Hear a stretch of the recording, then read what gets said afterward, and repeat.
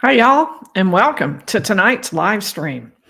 Yesterday, Sarah Boone was sentenced, but the speech she made at her hearing was absolutely shocking. It was unbelievably inappropriate for the purpose she was there for. It was so bad, it made Alec Murdaugh look really, really good. And I'm going to show you that. I'm going to talk about why it was so bad, why it was so inappropriate for the spot where it was right at her sentencing hearing. I'm going to show you multiple clips from hers and some clips from Alec Murdaugh so you can see how much better his was than hers was, and you can just take a look at that. She is accused of unaliving her boyfriend, George Torres. But during the course of her sentencing statement, she threw the victim under the bus. She exposed intimate personal details about his family and generally it showed in every way that she is not remorseful for anything that occurred and for the accusations that she unalived her boyfriend, George Torres. So the judge could have sentenced her to as few as 22 and a half years in prison. At the high end, it was possible that she could get life in prison. And after the speech she gave, it was pretty much no question. Even before that, it was pretty likely the judge was going to go with a significant sentence. But to understand why things went so wrong, why they were so inappropriate, I want to tell you a little bit about the law and what she should have been trying to accomplish, because what she was doing is a time-honored part of criminal law called an allocution. And except that what she did was nothing like what an allocution is supposed to be. And I will also show you those clips from Alec Murdaugh. So I do want to thank Lorena Ricca, who kept me up to date on the Boone case while I was in Delphi and did a phenomenal job pulling it all together, watching day after day and sending me details. And I really appreciated that.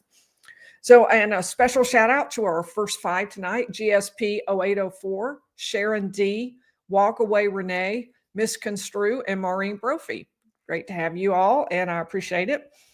So, brief background on the case. Sarah Boone and George Torres had a tumultuous background. That night, the night that he died, they were drinking, they were fighting. She zipped him into a suitcase, which she claimed was, and that she wouldn't let him out because of self-defense. She was afraid of him. She was afraid that he would harm her. So she went upstairs, went to sleep, and the next morning she discovered him dead. Those are already bad facts, but they were not nearly all of the facts because Sarah Boone videotaped George asking to be let out of the suitcase and her telling him this is what he got, what he deserved, and doing absolutely nothing to help him. And that videotape was something that the jury saw, something that the prosecution played. She apparently forgot about that video on her phone. But it really undermined her claim that she was frightened and that she was simply a victim of DV at the hands of George in the past. And therefore she was afraid to let him out. That video made it very difficult to believe that she really was afraid. So unsurprisingly, the jury convicted her of second-degree murder after a whopping 90 minutes of deliberation. And I want to say too, it did not have to be this way. Sarah Boone had a sweetheart of a plea deal offered to her of 17 years compared to life in prison. I did a video saying this is a colossal mistake to turn this down. I did that shortly before I went up to Delphi. And her lawyer told News Nation that he told her to take the deal, but that she didn't want to. And she was actually shocked by the verdict. It was a big surprise to her that the jury found her guilty of second-degree murder. She thought maybe a lesser charge, but never believed second-degree murder, apparently. Now, I know, and so she didn't take the deal. She turned it down, and now she has actually been finally sentenced to life in prison with very few probable appeal grounds left for her. So I certainly knew that it was very likely. I knew it enough to do a video and go out there beforehand saying, are you kidding? Take the deal. And I think pretty much everyone knew that, except apparently Sarah Boone, who felt like it was worth turning that down. Now, she was convicted maybe a month or so ago, maybe a bit longer than that. And yesterday was her sentencing. and it was a disaster, just utter disaster. She did everything wrong during the sentencing hearing to increase the chances that she was going to get a hefty sentence, just as she did. And I want to talk about why. Now, what is this special thing called an allocution? What was she supposed to be doing with her speech? Let's talk about that. Now, British common law had the right for a prisoner who was to be executed to speak before being sentenced. But it was expanded in the United States to the right to speak before you're being sentenced, and it is considered a right. And in Florida, let me show you a Florida statute. I may have to flip over. I've got all my. So this is a Florida rule of criminal procedure. Actually, it's a rule, not a statute. And it states that at a sentencing hearing, if you go down to B, the court shall entertain submissions and evidence by the parties that are relevant to the sentence. So that's something and it's under that Florida considers the right of allocution, the right to speak at the time of your sentencing. So I'll take you into a couple of other places so you can see a little bit. Here's what the American Bar Association says about an allocution statement. It says, after pleading guilty, a defendant is typically offered a formal opportunity to address the court, to express remorse and explain personal circumstances that might be considered in sentencing.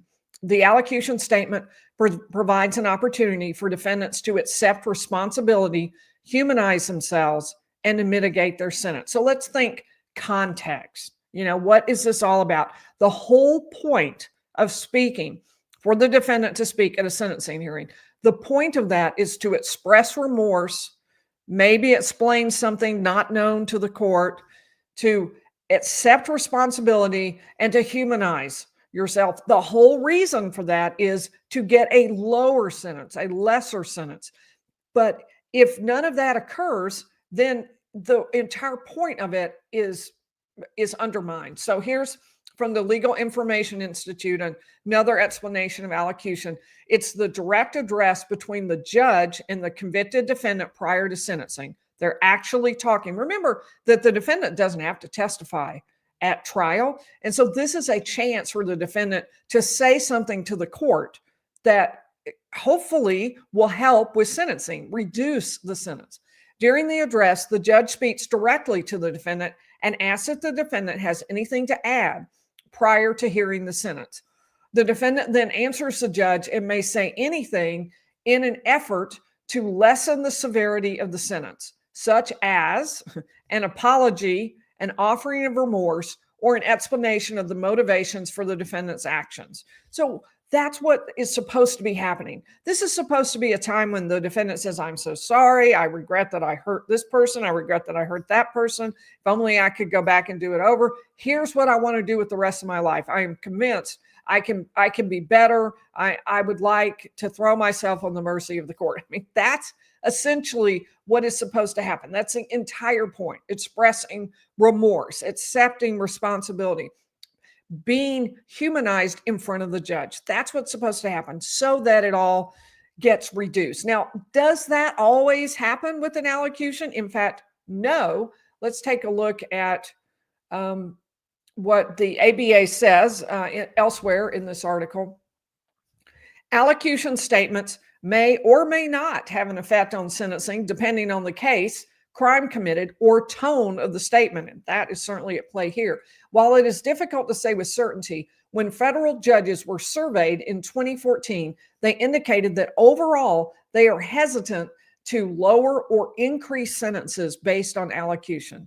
And allocution statements also benefit victims and their families as well as the defendant's family. And you can see why, because this is a chance and I'll make this a little bit bigger. This is a chance for the victim or the victim's family, depending on what kind of case it is, to hear the defendant say, I'm sorry, I regret this, I am remorseful for everything that I did.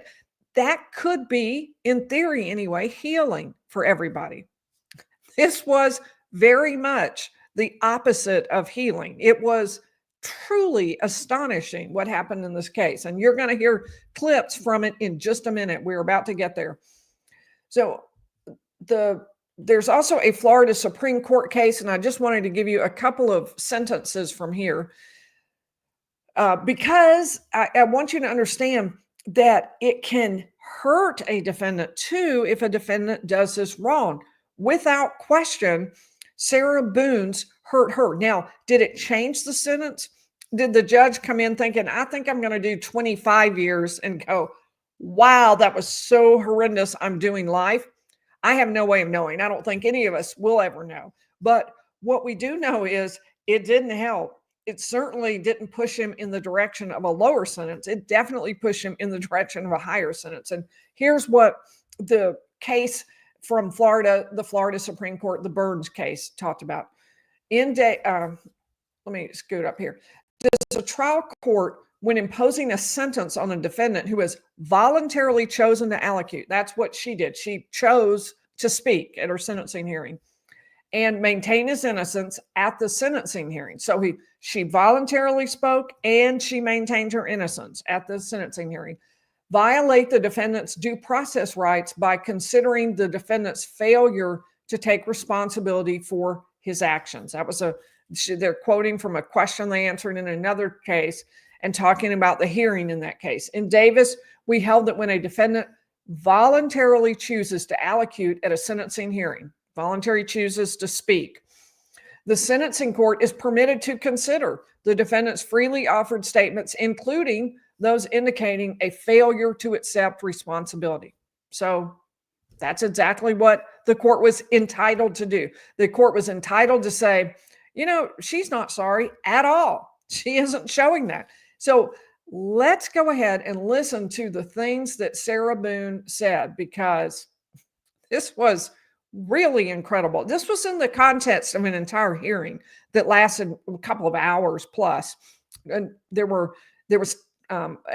statements from George Torres's mother, from his daughter. There were statements from the mother said, I don't hate her. And the daughter said, I pray that you see his face when you see him at night.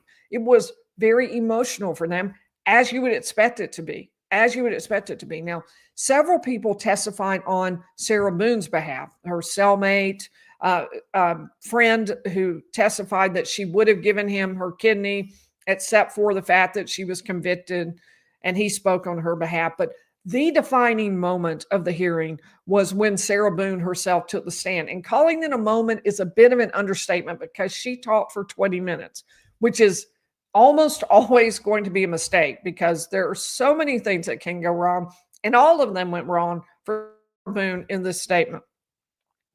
So let's go ahead and listen to her. I would like to read the more important parts that I feel that everyone should know that wasn't said in my actual trial. And on top of what I have on paper, this is just the tip of the tip of the tip of the iceberg. So I wanted to read this, and then if I may, I would like to address everyone in my apology on top of my statement. Okay, couple of things already, just from the beginning here. First is that she is addressing everyone. I would like to address everyone. And that's the wrong audience. Everyone is not the audience. The public is not the audience. Adoring fans are not the audience. The audience is one person, the judge about to sentence you. And that's what the focus should be. Now, she's already over the top too with talking about how she had all these other things and she was going to say this and that and the other. And, she's cut it down to this. That's already clearly too much. And now we just get into the surreal. Kintsukuroi is a kind of Japanese ceramic style which means to repair with gold. In this tradition, when a ceramic piece breaks, an artisan will fuse the pieces back together again using liquid gold or gold dust lacquer. So rather than being covered up, the breaks become more obvious and a brilliant new piece of art emerges from the brokenness. It embraces flaws, weakness, and imperfections, and also teaches the essence of resilience. Every crack in a ceramic piece is a part of its history, and each piece becomes more beautiful because it has been broken. This is the wisdom of Kintsukuroi. In my wisdom, and with all of my repairs, then, now, and ongoing, God is, has been, and will always be my artisan. All of my gold is forgiveness. That's I just I really I'm at a loss for words, and lawyers are never at a loss for words. I mean, this is what is she talking about, right? We're totally off the point talking about this Japanese ceramic style, but what she's getting around to, her point is that she is beautiful and it's her ability to forgive all of these people who have wronged her that is what makes her particularly beautiful. She's been broken and wronged by many people, but she is putting it all back together. God has put it back together for her. And that is what makes her especially beautiful, is her ability to forgive. And that's just, it continues to get worse. We'll keep listening. Let me say a few thanks to people over in the chat. First of all, Michael, I have not checked email in a while. I'll have to check that out. Thank you for sending an email to me. Indie Girl has just gone crazy on the gifting Lawyerly memberships. Thank you so much. I really appreciate that. She has gifted, I'm not even sure how many, 6, 7, 8 Lawyerly memberships. Thank you. I really appreciate that. We'll just zip through all these. It's really nice. If you aren't a member yet, there are 2 ways you can be a member. One is to hit the join button down by the name of the channel where it says Lawyerly. There should be a join button unless you're on your iPhone. In that case, there's a link in the description to the video, and that'll take you to Safari or whatever your browser is, and you can join that way. You can't join straight from an iPhone. But if you, that's one way you can join. If you want to receive a gifted membership like Indie Girl 57 is giving, then the way you would do that is turn on the ability to receive a gifted membership. And then it's all up to YouTube. They do this at random. We don't have any control over it. But the moderators, Marlon, mamapinks, and our newest moderator, Denisepelton, will put some explanation of how to turn that on if you don't know how in the description, sorry, in the chat that we're doing right now. And Dolly has been a member for 3 months, her Lawyerly anniversary. I'm so glad for that. That's wonderful. And Kelly Jane is saying that the judge in the Boone case was all Booned out. If the Pope himself had offered a statement on her behalf, the judge was giving the max, he must need a holiday now. I do think it's very likely he would have given the maximum. So in a way, you could argue that this didn't hurt Sarah Boone, but I think it definitely did hurt Sarah Boone because it was so off. And I just want you to understand why and how. So we will jump back into this. Chop Trials is suggesting that I cover the Ole Miss murder case with no body found. I don't know about that case. That sounds certainly interesting, intriguing. So if you have a case you'd like me to cover, please be sure to mention that in the chat. All right, let's hop back into Sarah Boone at the sentencing hearing. Oop.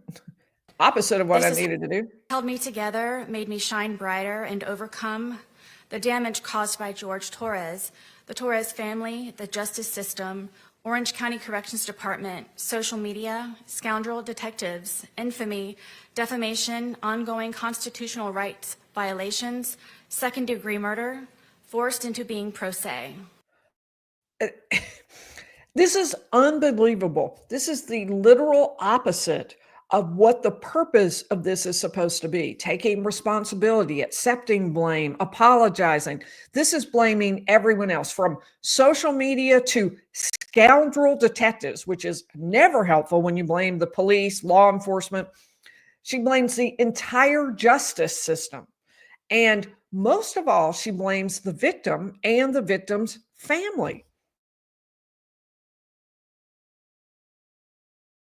To be pro se. She ended up with an attorney, but when she says she was forced to be pro se, that's blaming the judge as well. Just as gold is very precious, forgiveness is invaluable. Withholding forgiveness denies your brilliance and adds even greater grief and deeper heartache. Irreparable cracks on top of the already that no one deserves, no matter the pain or disappointment, untruths or injustice. It doesn't matter. As the more broken you are, even though now different than before, you've become more outstanding and more extraordinary. Above all, when you let go of blame, misunderstandings, excuses, give up your anger and cease from resentment, this is forgiven. And when you forgive, and when you forgive, you heal. And when you heal, you move forward. So notice the words that she's using to describe herself, because they're going to be really different from the words she uses to describe George Torres and his family. So outstanding, extraordinary, she's letting go of blame. In other words, she has the right to blame other people, and she's letting that go and forgiving that and ceasing from resentment. This is entirely excusing her behavior, not accepting responsibility for it. It's about what she has experienced. It's about her and not about the victim in any way. My goal begins with George Torres, and every time he me punched. So just so you know, what I've been doing to try to, I've had a video was because of words that were said in court that I was reporting on YouTube, demonetized, it's called, a video. So I wanted to make sure that I'm very careful with that with YouTube. And so what I'm doing is, if there is any word, I'm going to leave it out. I'm going to keep out any words that I think they might think were inappropriate. I'm going to be very careful, very considerate of YouTube. Laughed at, pushed, pulled, dragged, tripped, stole from, lied. That was several. Made me cry every time he tried to make me defeat or destroy. I forgive George for me senseless, for trying to sleep because I had to go to work or my son's field trip the next day, for ruining my deceased family's heirlooms, traditions, and keepsakes, my son's furniture, destroying the television we watched together, for wrecking our townhome. Let me stop right there for a second and say, so it's not that these things would not be upsetting. Obviously, they would be terrible things if they occurred, but in context, there are two things. Number one, the judge does not believe these things happen. The judge thinks this is all false, that what she's talking about didn't happen, and is unsupported by everything that came before. So she believes that the judge is going to think that's nonsense. But the second thing is, it doesn't have any comparison to what she's accused of. She's accused of an unaliving, something very, very serious. And that is really different from some of the things she's talking about. Not all of them. Some of them were very, very serious, but some of them, like destroying an heirloom or a tradition, that seemed pretty small in comparison. So again, it's a focus on her. It's nothing focused on what she is supposed to be talking about here. You have to remember context. There's the expression wait, which is, why am I talking? That's an acronym, wait, why am I talking? And the answer here is, she's talking because she's trying to get a reduced sentence. She's talking because her goal is to convince the judge that she doesn't deserve the most severe sentence. Nothing she's doing here is accomplishing that goal. Instead, it's doing the opposite. By breaking windows, punching holes in the walls and doors, ramming his entire body into glass doors, kicking in my front and back door over and over and over. For breaking or removing the locks from all of the doors and sometimes the knobs altogether, so I had nowhere to feel safe. For threatening my blind and deaf dogs. For threatening to make me unrecognizable to my son by all of the bones in my face, like his brother Moses did to him after he kept seeing all of the bruises from George me, like all of the times their father their mother. For all of the drunken rages and fist fights with so many neighbors when wandering into their apartments during hunting expeditions after I had escaped. For drowning me in liquor and wine because I didn't want to drink, then butting the end of the bottle in my face. For threatening to burn down our townhome and set my car on fire because I got a job. For holding me hostage on weekends my son was supposed to come over by keeping my keys around his neck, my phone in his and a butcher knife stuck in the middle of the table as a warning not to ask anything or try to leave. For stabbing me in the leg and not letting me call 911 for an ambulance or seek help until I concocted a lie to save him from being arrested. For destroying my phone with a hammer because my son called. For me experiencing ever being arrested and after today, prison. Notice in there, in that list, that's a list of things she believes George Torres did wrong or that his family did wrong. These are all about someone else having made a mistake. None of these are about Sarah Boone having made a mistake. This is a long list of all the complaints she has about him, all the things she thinks he did wrong over the course of their relationship that led her to what she did. This is her argument. This is not the thing that gets said at a sentencing hearing. It's the opposite of what should be said at a sentencing hearing.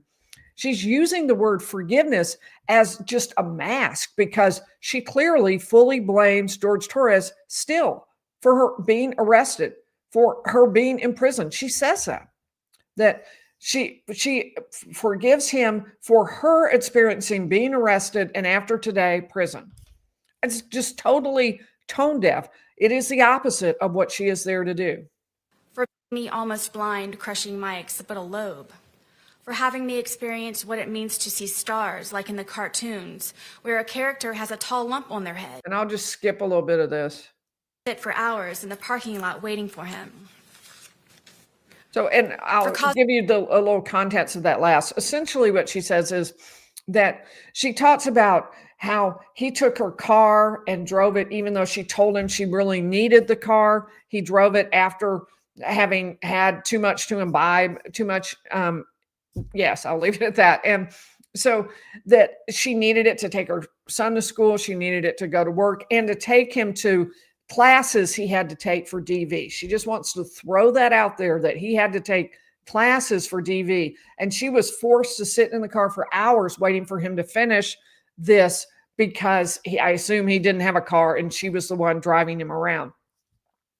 So even that statement about waiting for hours in the parking lot describes and talking about how it was just the one thing he did with the car was he had to go to these DV classes. It just shows she's not letting anything go. She's not forgiving him in any way. She believes he's fully responsible for all of this. She then goes on to say that she had to be hospitalized. I'm going to skip a few seconds of this and we'll start up there. Pain, mentally, physically, emotionally, I had to be hospitalized more than once.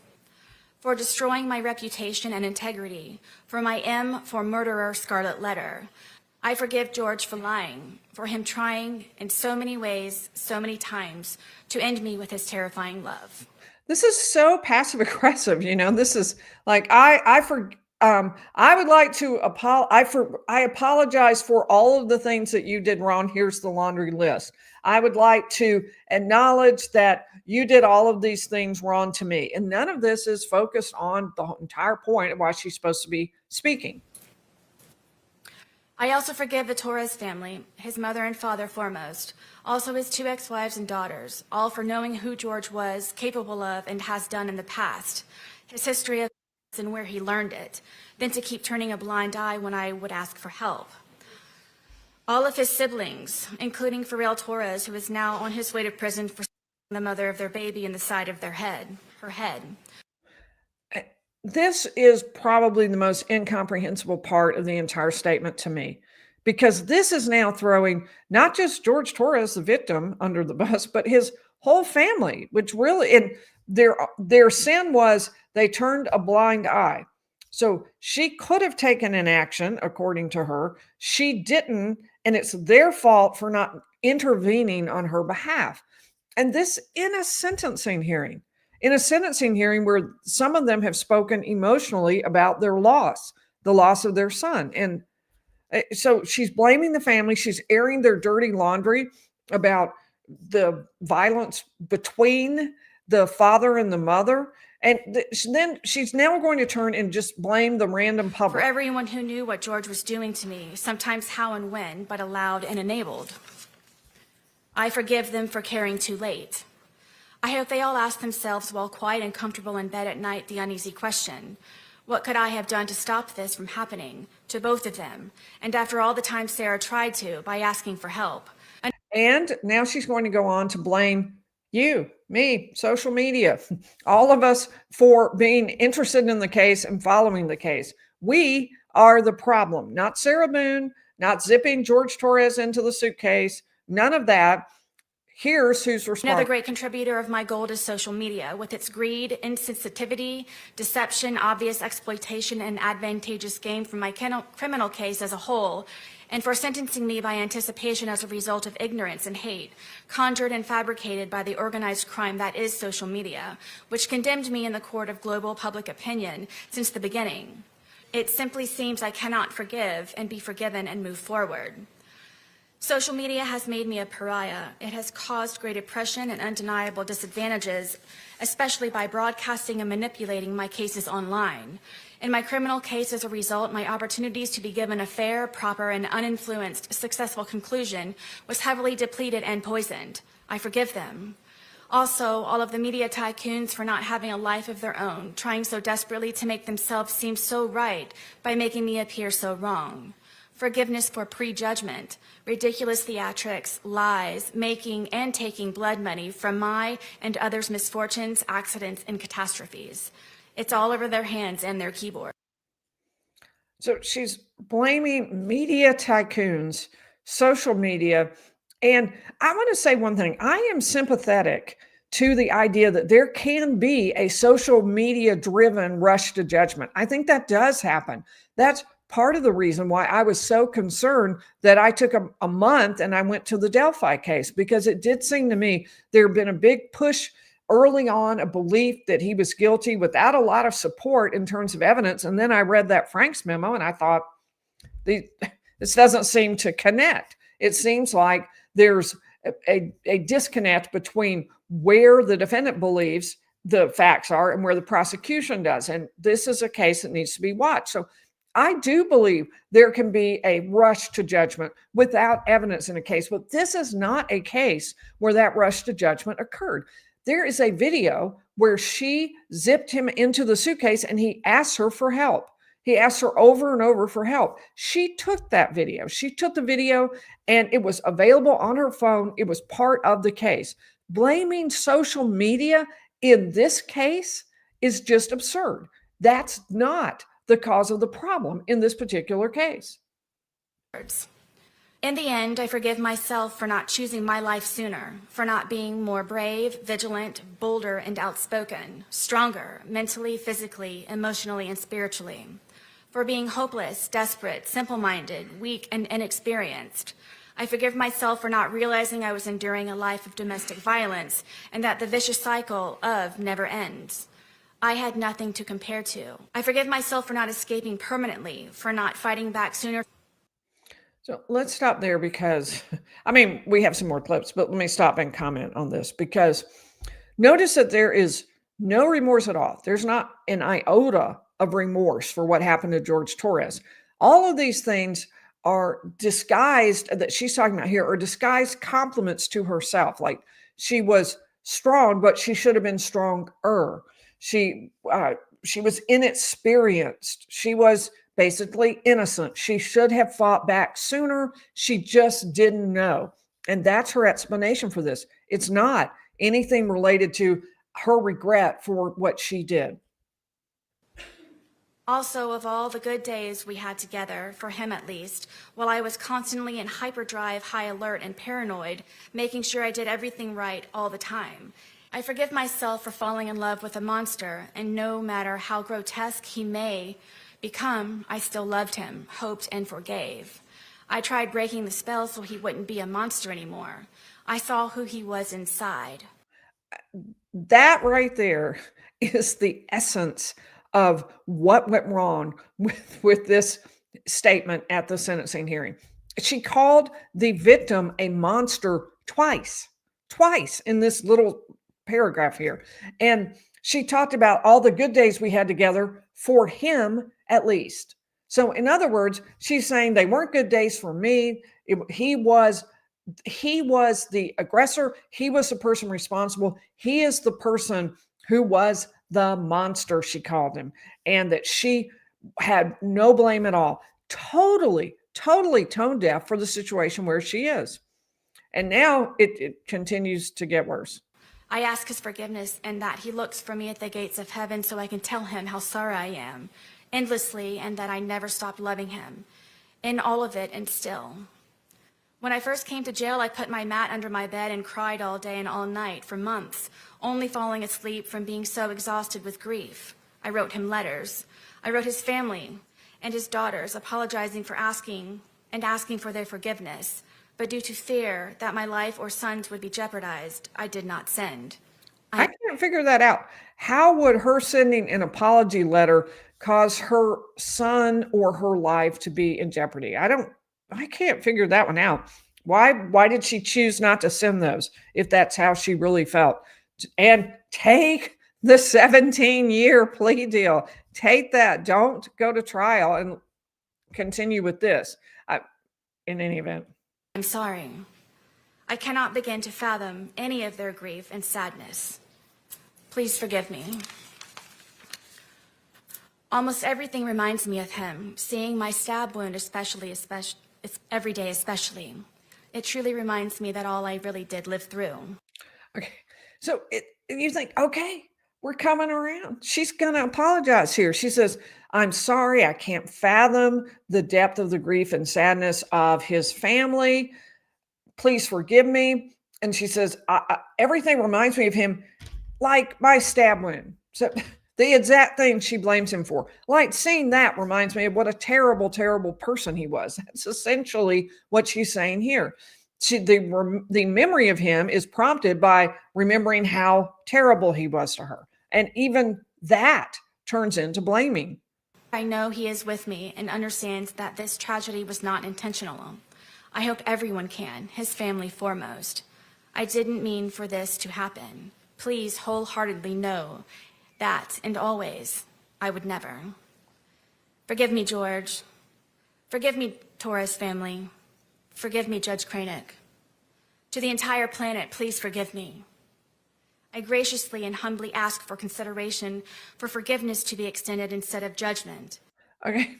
I think it's kind of ironic that in the same sentence or same little paragraph, she says, to the world, to everyone, the entire planet, because I know you are all watching. You are all watching. You're tuned in.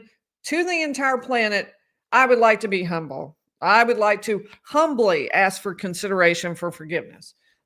This is exactly what she should not do in this context. Remember, her goal is to get a sentence reduced. Her goal is to speak to the judge and to convince the judge that she is deserving of a lower sentence. And instead, she's addressing the entire planet and she's talking about how humble she is, which is completely another disconnect. For reconciliation and restoration for all of us to move forward. My apology is profuse and ceaseless. Allow me, please, to brush off the muck, wipe the blood off of my face, and fix the cuts in my skin. Once again, back to how she was wrong, back to it was all the victim's fault. This is his fault, and this is what he did. I ask for understanding in what really happened and for how long. For second chances, repentance, and redemption, to advocate for all domestic survivors, to help them overcome, heal, and still hope, always, to make their voices heard, to confidently walk with all of their scars on the outside and the inside. To help them, would I be the darling mother, celebrated woman of the year, if it were I who died? How many daughters, mothers, sisters, aunts, grandmothers, nieces, and friends have been because they did? I am a survivor. I think what she's saying there is that, and it's a little unclear to me, but I think she's saying that George, the victim, is a darling and is celebrated only because he died, not because he's a worthy person, but that she should be celebrated and should be the darling because of who she is and of what she suffered. Now, this was her written statement. She also had more to say. There was also an oral statement, equally disastrous, and which you are about to hear. Let me say to a couple of people in the chat, Laura Beth is a new member. Fantastic. Michael Lalonde, talking about that email. I'll have to take a look at those horses, Michael. Kelly has been a member for 8 months. That's fantastic, Kelly. Thank you. That's a really long time. We haven't had members all that long, so thank you. Did I put Kelly up? I'm sorry if I didn't, Katie. Kelly. Katie W. My apologies. Uncivil law. Hi, uncivil law. Yes, I agree completely with you. A massive train wreck that somehow became beautiful again. I guess there is that. There is that because it was astonishing, utterly astonishing. I agree. We may never see its like again. I totally agree with you on civil law. So thank you for your super chat.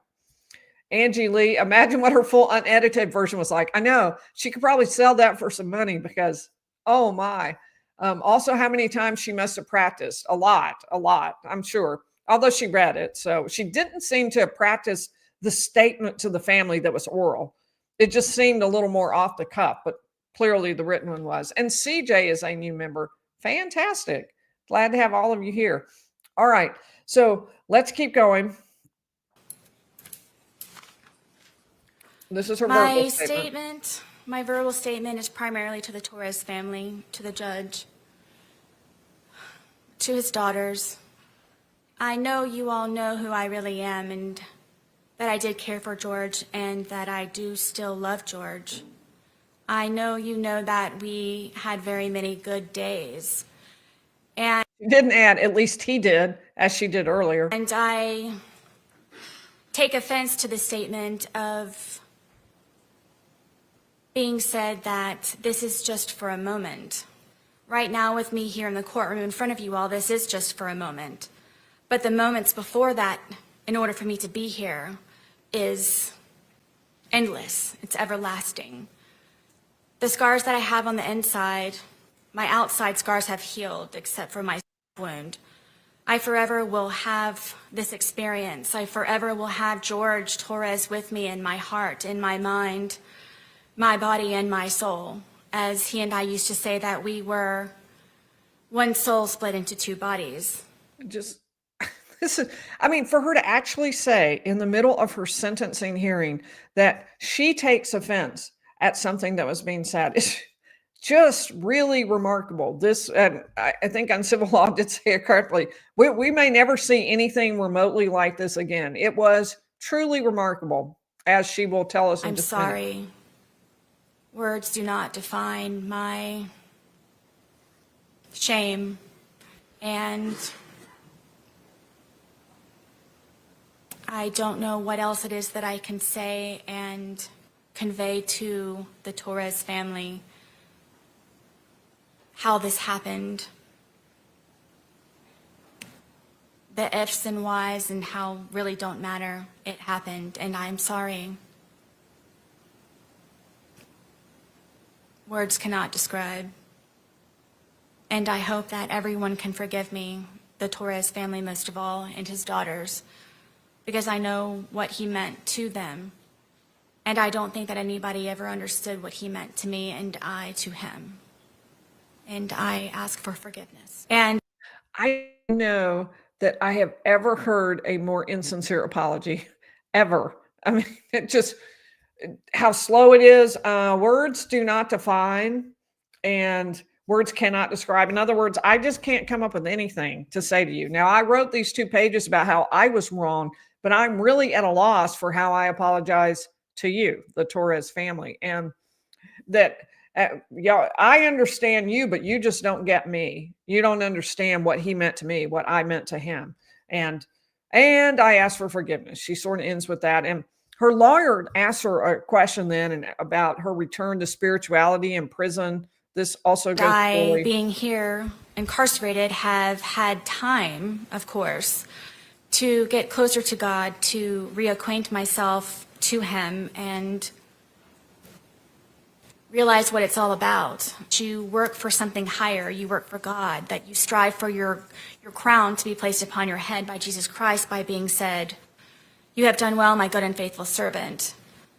I've become so much more closer to the Lord, and it's made me such a better person. And I hope that I am an example going forward of the Lord's light and can draw many people to me because of it.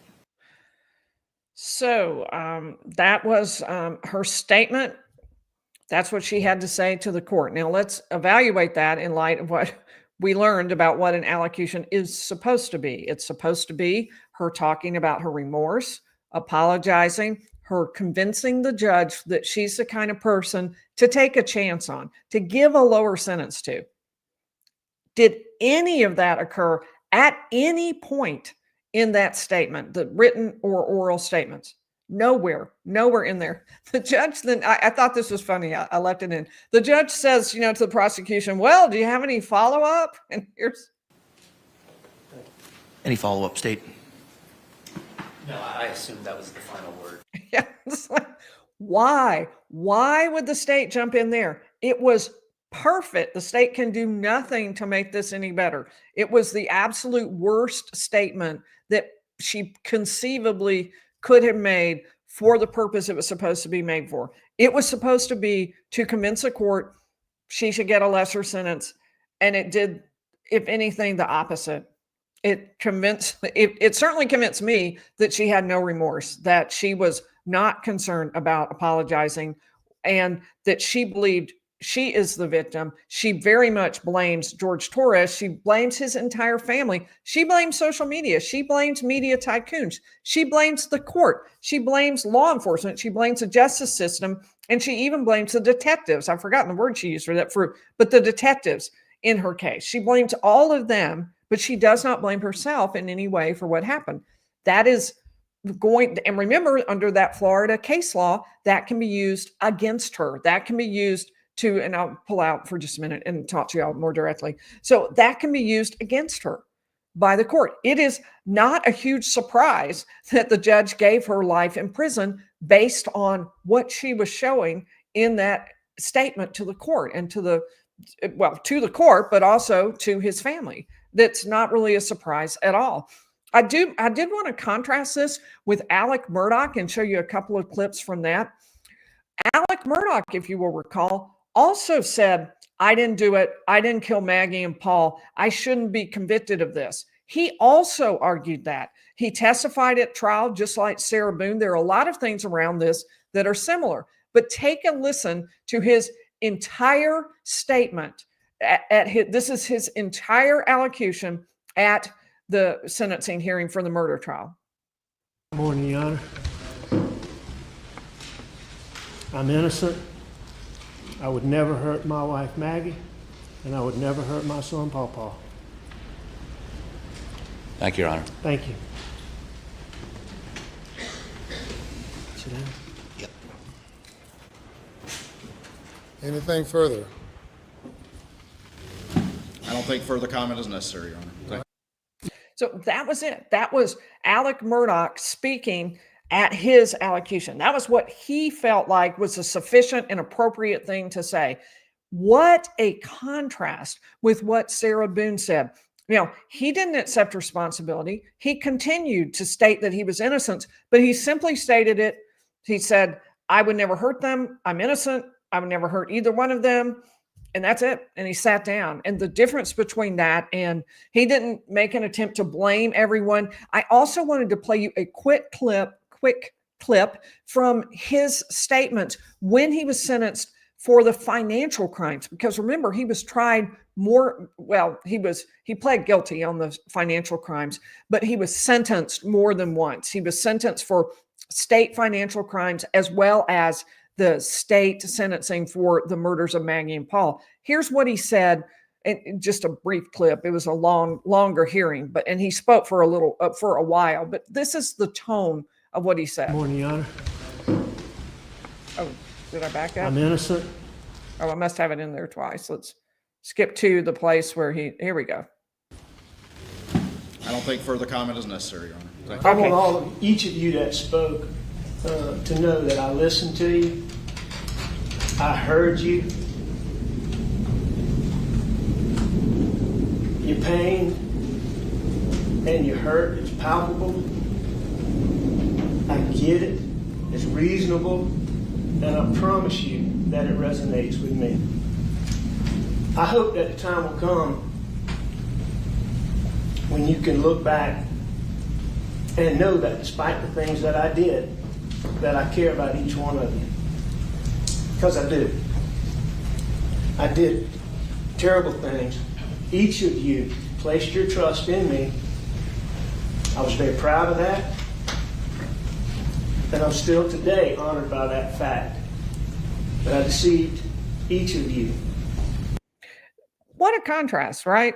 What a difference. Now, Alec Murdaugh received a lot of blowback saying that he was inappropriate at his sentencing hearing. He didn't take responsibility, but he also didn't go on and on blaming other people. And when it came to the financial crimes, although many people didn't buy his being sincere, you have to say it's a huge contrast between what Alec Murdaugh did and what Sarah Boone did, because he at least looked at each one of them and said, you trusted me and I blew it, and I'm really ashamed. I'm honored that you placed your trust in me, and I'm ashamed that I deceived you. I mean, he was very clear on that. And you could argue that he was insincere, but certainly his words were very clear. His words were very different from what Sarah Boone did. And I just thought it would be really interesting for you to see the difference between that. Even though Alec Murdaugh was criticized and for some of what he said, it's a really significant difference and gives you an idea of just how really different Sarah Boone's statement was. It was remarkable, absolutely remarkable. All right, well, let's take if you have any questions, and then if you would, please put question marks at the beginning of your questions, and I will take a few of those. CJ is a new member. Welcome, welcome. Truth and Transparency. Hey, Truth and Transparency is asking me about covering the Idaho chiropractor murder case. I don't know a lot about that. That sounds super interesting. I would definitely be interested in that. Thanks for writing. And I would love to get the interviews that produce the false confession. So after 8 times of asking for a lawyer, my goodness, that's remarkable. Okay, I would love to hear about that. Thank you. Oh, Truth and Transparency. Also donating for the mods. We have the world's best mods here. They are fantastic, and I'm very, very grateful for all 3 of them. Marlon, who did our outro, did all the emojis that you can use if you're a member. Mamapinks, who has been a longtime member, and Denisepelton, our newest mod. So I'm very grateful to all of them. Now let me head over and see if there are some questions over here. This was really an unbelievable sentencing hearing. I mean, initially I thought, I'm not even going to cover this. I'm sure it'll be covered. When I saw that sentencing hearing, I cannot not cover this, because I don't know if people can even conceive of how off this was, how really, really different from what it should have been. So I wanted to make sure that you understood and had some context to know why it was so off.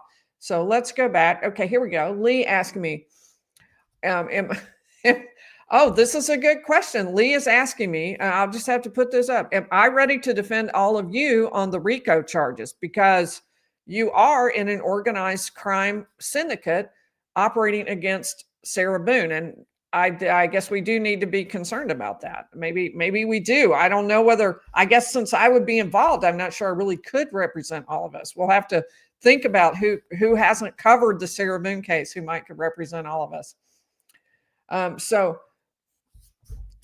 Walk Away Renee says, I hope you'll talk about her having an internet pen pal or true crime fan speak for her. She did have somebody speak for her. And I think that the fact that she had somebody speak for her, I get that that's weird. That's kind of a little strange, because it's not someone who truly knows her. It's someone who has communicated with her. Now, the statements were that there had been a lot of communication, many, many hours over time. I guess I feel like she needed some people. I don't find that wrong, I guess it would be the way I would put it. It's not normal. Normally, you would rather have someone you've known for a long time, someone who knew on the outside, to come and speak about you, because this is not a person who has that relationship with you or that knowledge of you.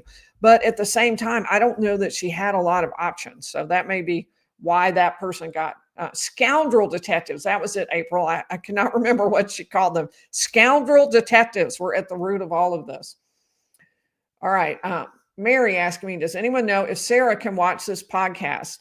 Now, I wonder if it would make her think, or is she too crazy to know that she is crazy? Well, I don't know. I tried once already. I did that earlier video saying, take the deal, take it. This is an unbelievably good plea deal. Take the deal. And obviously she did not take the plea deal. So I don't know. Maybe she's not watching. Maybe she missed that one podcast. Maybe that one video was one she didn't see. All right. Wendy Wednesday is asking me, why did the judge give her time served on a life sentence? I think it's just kind of the way it was done. I mean, she did get time served, but on a life sentence, it doesn't matter at all. It obviously makes no difference. How long until she goes to her permanent prison? Lisa, I don't know. It can be pretty quick. I know with Charlie Adelson, also in Florida, it was that day, I think. I think they took him to the prison pretty much right away, immediately from the courthouse. It may have been a day, but it wasn't much. So I would guess pretty soon. There may be a little bit of time for them to arrange, but they had that time before the sentencing hearing, since there was a gap between conviction and the sentencing hearing. Will this affect her chances in an appeal? Angie Lee asks. I think it will. It's not. Well, first of all, she has the right to an appeal. So she definitely can appeal. It's not going to affect her right to appeal. But will it affect her ability to win on an appeal? Not technically. It's not really part of what the appellate court will be looking at. They're going to be looking at legal arguments, but it does something to the context. I think people just go, this is too much. This is too much. And so that context, whether it should not ever be carried into an appellate context. It shouldn't be part of it. And all will be done to remove that from it. But I still think context matters. I still think it has some relevance to it. All right. Let's see. I'm looking for question marks.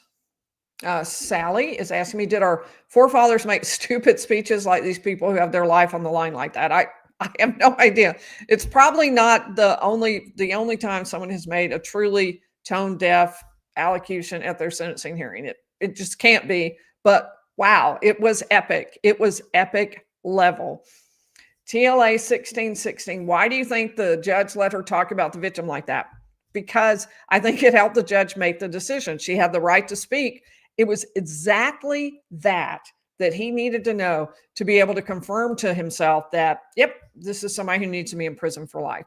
That's exactly what he needed to hear, is that she was unable to accept any responsibility, unwilling to accept any responsibility. And the case law in Florida said, if you're like that, if you get on the stand, then the judge can take that into account, that you didn't want to accept responsibility.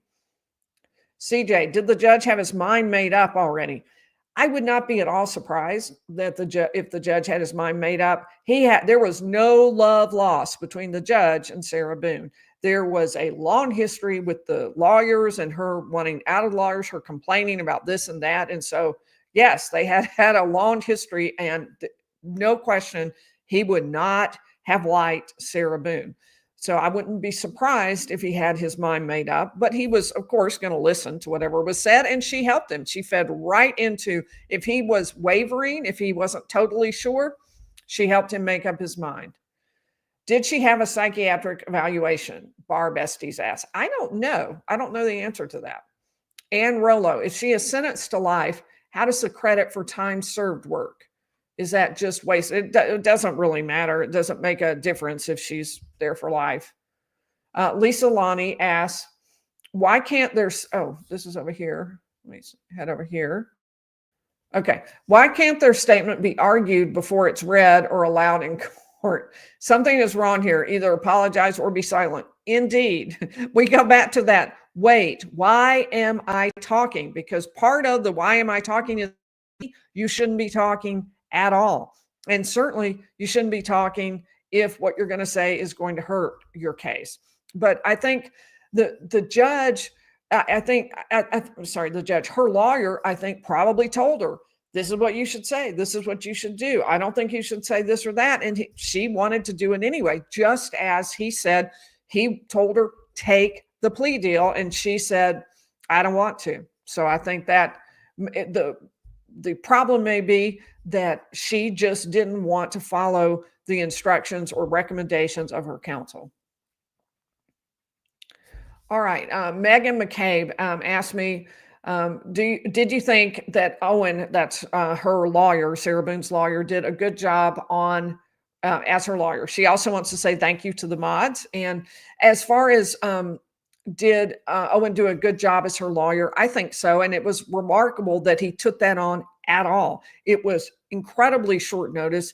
And he did it because he really did believe that it was unfair that she was not being represented and wanted to be represented. And I also was concerned about that because it also did seem like I understood why she ended up in that situation, but she seemed and was making a really good record of the fact that she didn't know how to handle things and she wasn't trained and she didn't want to be unrepresented. She wanted a lawyer, not enough to keep the lawyer she'd already been given, but enough to want a lawyer. And so I think the fact that she wanted that would have made for an issue on appeal. That was removed by the fact that she actually had a lawyer and he represented her. I think his job was remarkable given the fact that he had to come in. I think he had 30 days, something, just unbelievably short to prepare for this trial. It was incredible. All right, let me head back over and answer just a couple more questions and see where we are. Okay, Mufasa's illegitimate son. My goodness. During jury selection, is the point to find jury members who are more on your side rather than a member who is fair on both sides. So here is the answer to that depends on which side you're on. So for the defense, the idea is to eliminate jurors who would be unfair to you. For the prosecution, eliminate jurors who would be unfair to the prosecution. Now, if you can find a juror who will be helpful to you, that's great. But the way that it works in voir dire is you're eliminating people. You aren't so much choosing somebody as eliminating some. So the ones you eliminate are going to be the ones you think are going to hurt your case. Now, the judge's job is to make sure that the members actually selected are going to be fair to both sides. So that would be the judge's job. But for both sides, they're trying to push out, keep out anybody who would be a problem. And Rosie asking me, she sounds just about as nutty as Lori Daybell. Imagine upon appeal, she's going to say, look, I am unfit. Look how crazy I am. But no, sadly, she'll never understand. She's out of touch with reality. I agree with you. I don't think she's going to, I don't think that that's going to be something that, I don't think she'd be successful in arguing that she is so that she was unable to stand trial. I never heard anybody argue that she was unable to stand trial. Not that she understood how to defend herself, what the charges were. She seemed to be fully in touch with reality in terms of what was happening, but not in terms of responsibility. It just is remarkably disconnected, as you mentioned. All right, let's take I'm looking for question marks at the beginning. And Sojourner. Hey, Sojourner. When one is sentenced, did they go right to prison from jail? It depends on the state. And I'm guessing maybe because I think that's what happened to Charlie Adelson when he was sentenced. It seemed like it was that same day that he got moved. I might be a little off, but it depends on the state. Have you Hedgehog in Space? Have you seen the Ashley Benefield sentencing? Also Florida and completely different. I saw clips from that Hedgehog in Space. I saw a little bit of it and I saw what some of the people had to say. And it was incredibly different. And the reason I think is that Sarah Boone set the tone for her sentencing hearing. That was the moment, the pivotal moment within the context of that hearing. It was really unbelievable. Belinda asked me any update on merch. Not yet. I'm sorry. And it's not Marlon's fault. Let me assure you, Marlon has gone over and above trying to figure that out. I am the block on that. So we do need to get it done. We have tons of stuff planned and ready to go, and we will figure that out. Valerie Snyder, will she get mental health care in prison? I don't think she necessarily believes that she needs it, and I don't know if she qualifies for it if she doesn't want it. I don't know. I don't know what Florida's availability of mental health care is. In general, prisons are very understaffed and unable to deliver mental health care. It's really terrible. And so I doubt it. All right. Wendy Wednesday. Why did the judge give her credit for time served on a life sentence? Sorry, that's the same question we already talked about. Pretend judge. Is it normal for the not to give a speech on sentencing? It was kind of like, yeah, let's just get this over with. We're just moving on. It depends on the judge. The judge is entitled to do whatever. I would say usually judges say a little something. If you watch cases on court TV or Law and Crime, you've probably seen that. They typically give a little, at least a few statements about why they have chosen this sentence. And I think that I really do believe, as people said, he was just completely over it. He didn't have anything more to say. And I think that was it. Let me head back over here. Megan McCabe is asking me, oops. Oh, I'm sorry. I already answered that. All right. We'll answer like maybe one more question and then we'll call it a night. We will be live again on Friday at 7 p.m. Eastern. And I think I'm going to be covering a new case then. So stay tuned. I'm either going to delve some more into Corey Richens, which I'm definitely going to be doing that over the next couple of weeks, or I'm going to be going into the new case, the dentist case out of Colorado, because dang, y'all are really going to be interested in that one. Y'all are really going to like that one. So I'm looking for I am looking for question marks at the beginning. Maybe I've answered all the questions. Oh, here we go. Can they watch YouTube in prison? I don't know. Apparently not, because I like to think that if she had seen my video telling her to take the deal, she would have taken the deal. But I don't know. I doubt it. I doubt that they have YouTube. I think they probably have some televisions available, but not necessarily YouTube per se. But who knows? I don't know. All right. Well, I appreciate your watching. I will see you Friday night at 7 p.m. Eastern. See you then.